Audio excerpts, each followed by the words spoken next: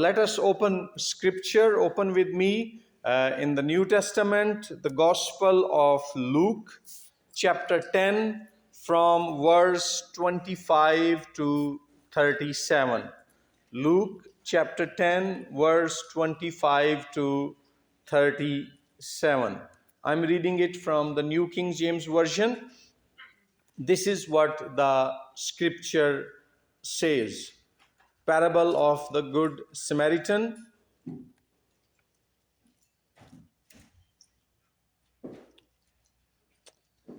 And behold, a certain lawyer stood up and tested him, saying, Teacher, what shall I do to inherit eternal life? He said to him, What is written in the law? What is your reading of it?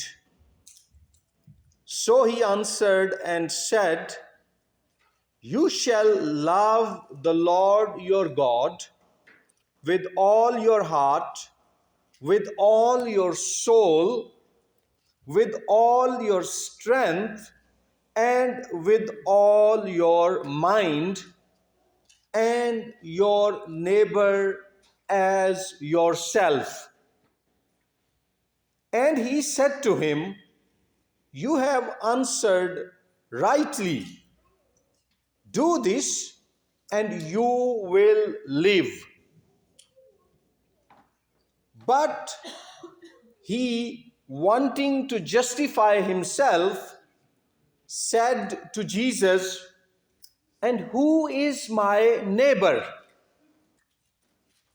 Then Jesus answered and said, A certain man went down from Jerusalem to Jericho and fell among thieves, who stripped him of his clothing, wounded him, and departed, leaving him half dead.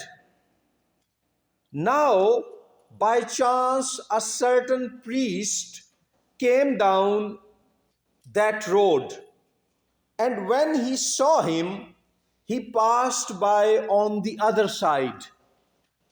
Likewise, a Levite, when he arrived at the place, came and looked and passed by on the other side. But a certain Samaritan, as he journeyed, came where he was. And when he saw him, he had compassion.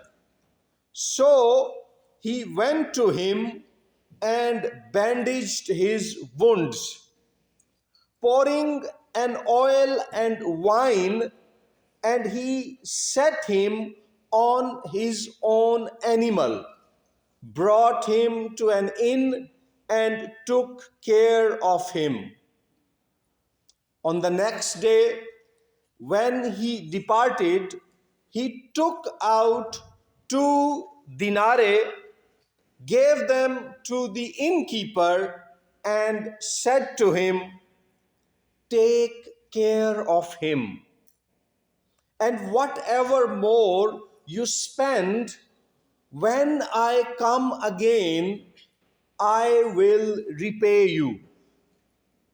So, which of these 3 do you think was neighbor to him who fell among the thieves? And he said, He who showed mercy on him. Then Jesus said to him, Go and do likewise. Amen. Imagine you are driving home late at night on a desolate highway. You see a car broken down by the roadside, hazard lights blinking. A person stands beside it clearly in distress, what goes through your mind? Is this safe? Am I running late? Someone else will help. What if it's a trap? These instinctive thoughts reveal something profound about human nature. Our default mode is self-preservation, self-protection. Yet, Jesus tells a story that runs this instinct on its head and calls us to do something radically different. The parable of the Good Samaritan isn't just a nice moral tale about helping others. It's a missional manifesto that redefines what it means to live as God's people in a broken world. The story begins with a lawyer. Lawyers have a reputation of being clever people, an expert in religious law. And he tests Jesus with a question that has echoed through millennia. Teacher, what must I do to inherit eternal life? What must I do to be saved? Now, in the Middle Eastern culture, this wasn't just an innocent inquiry. The lawyer was setting a trap. He was trying to catch Jesus in a theological controversy. But Jesus was cleverer than the lawyer. He turns the question back on the questioner. What is written in the law? How do you read it? The lawyer responds correctly. Love God with all your heart, soul, strength, and mind, and love your neighbor as yourself. Jesus affirms his answer. Do this and you will live. But here is where the story takes its crucial turn. The lawyer, perhaps feeling exposed by the simplicity of Jesus' response, asks another question, and this reveals his heart. And who is my neighbor? Tim Keller, who was a pastor in New York City, observes that this question exposes the lawyer's desire to limit his obligation. He wants boundaries, categories, a manageable definition of who deserves his love. It's the same impulse we all have to create circles of belonging that make our moral obligations comfortable and containable. Jesus responds to the lawyer with a story that would have shocked his first century Jewish audience. A man traveling from Jerusalem to Jericho, a dangerous 17-mile descent through bandit-infested territory, is attacked, robbed, and left half dead.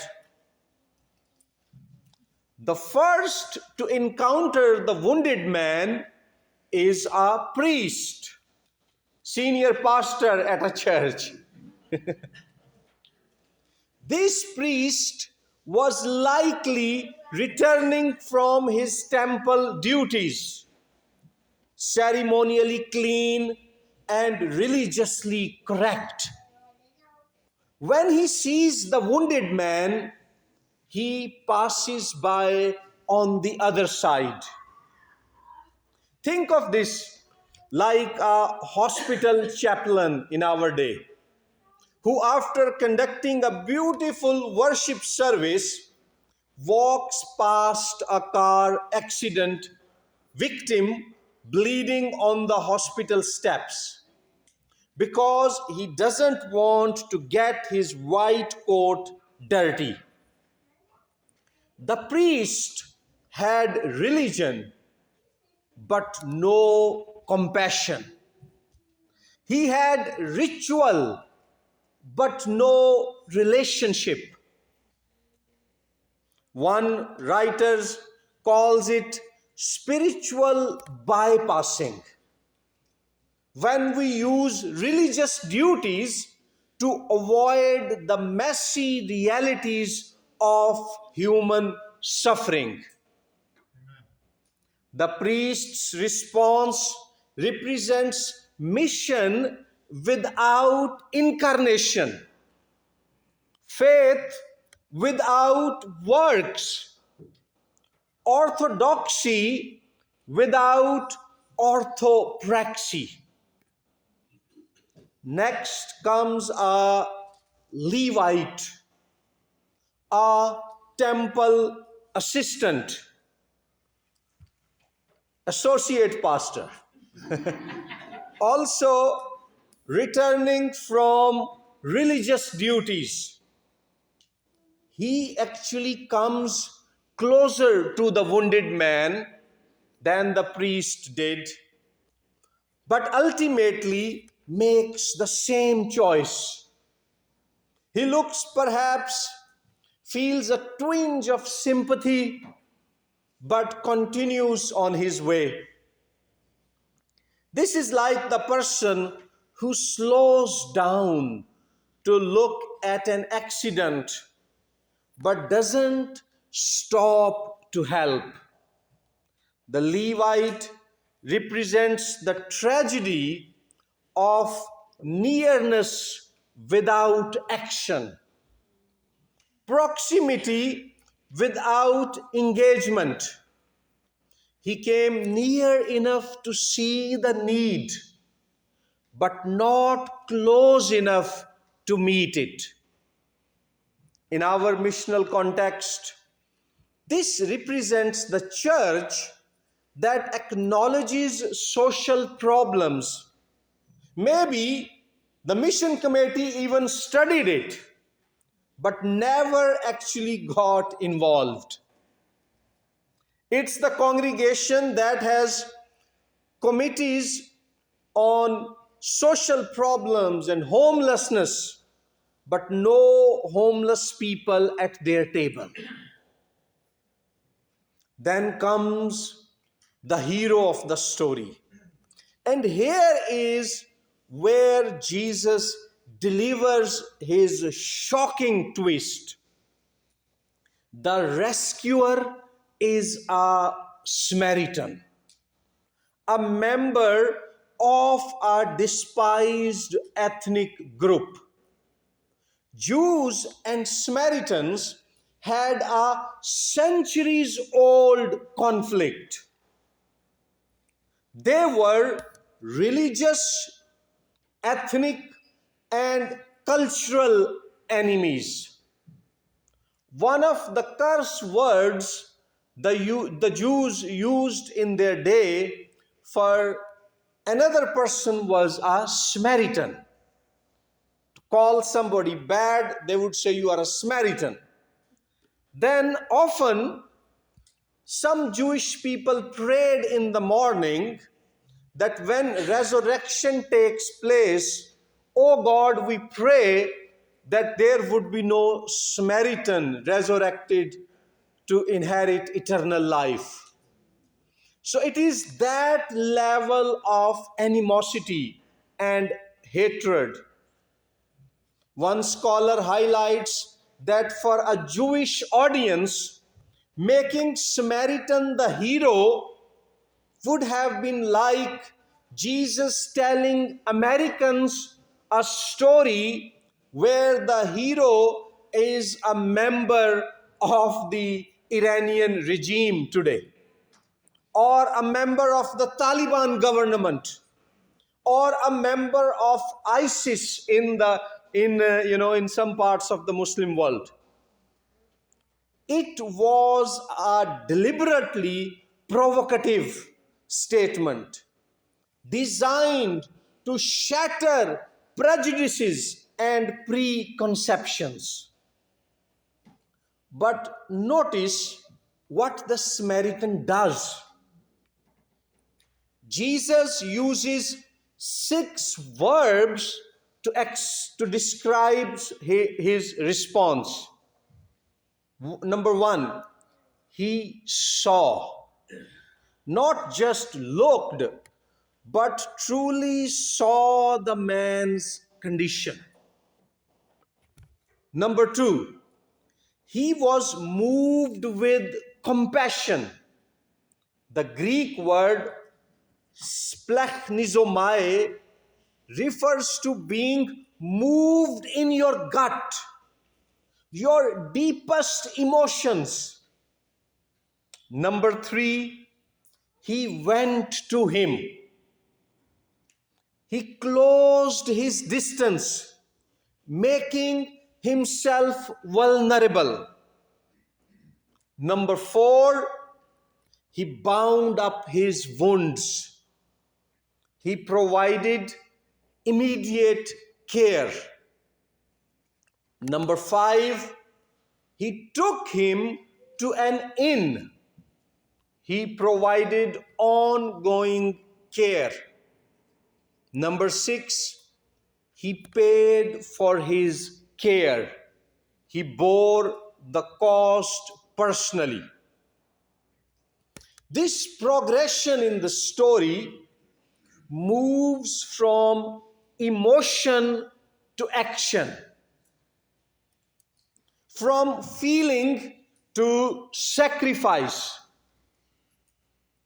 The Samaritan didn't just feel sorry for the man. He disrupted his entire journey. Not an easy thing to do in America, where people work minute by minute, They say that in America, you have watches. In Pakistan, we have time.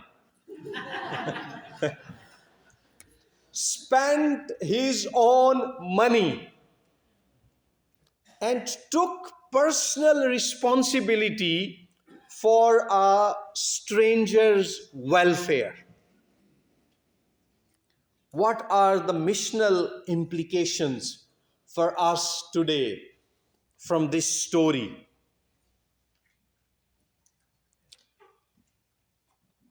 First point, mission begins with seeing. The first question is not, what must I do? But what must I see? The Samaritan's mission began with truly seeing the wounded man. In our world of information overload and compassion fatigue, we often develop what psychologists call psychic numbing. We stop truly seeing the suffering around us. Think of it like living to a railroad track, next to a railroad track. At first, the trains are loud and disruptive, but eventually you stop hearing them. Similarly, we can become so accustomed to poverty, injustice, and suffering that we are in the danger of stopping to truly seeing them. I can agree to both of this. In Lahore, where we live, it's a very noisy and crowded city. And arriving in this beautiful suburban Pennsylvania, we feel how quiet it is here, how peaceful it is, how clean and green it is. And secondly, the same is with human suffering. There is so much pain and suffering there that there comes a point you see somebody lying on the road, you just pass by. Missional living begins with asking God to give us eyes to see what He sees. It's praying the prayer of William Booth, founder of the Salvation Army. Lord, grant that I may see this day some human being whom I can help. Secondly, second implication is compassion crosses all boundaries, ethnic, religious, and social.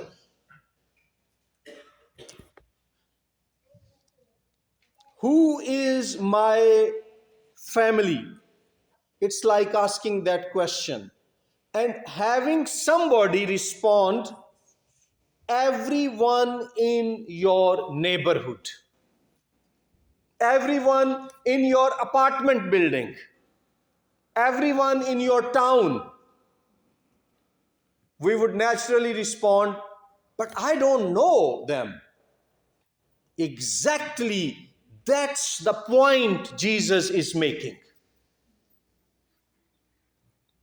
And third implication for us is incarnational mission requires risk.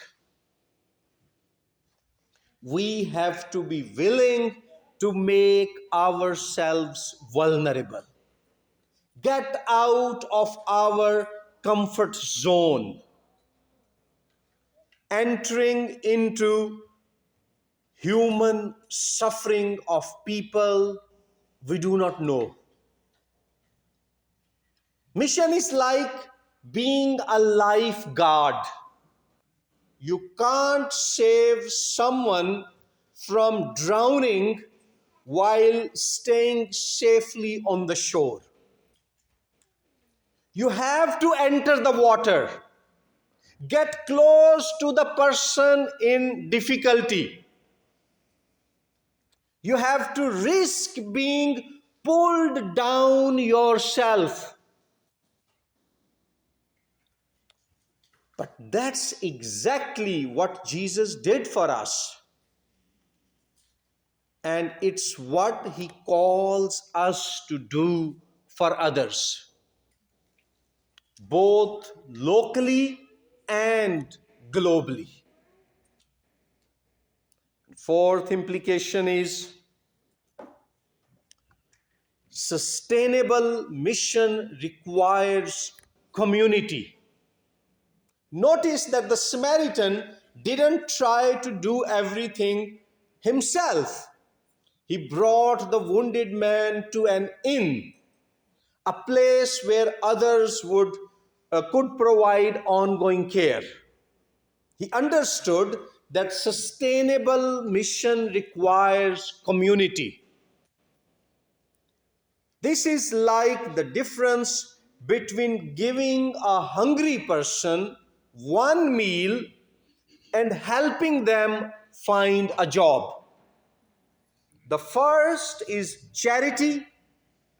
The second is justice. The first is individual. The second is systemic.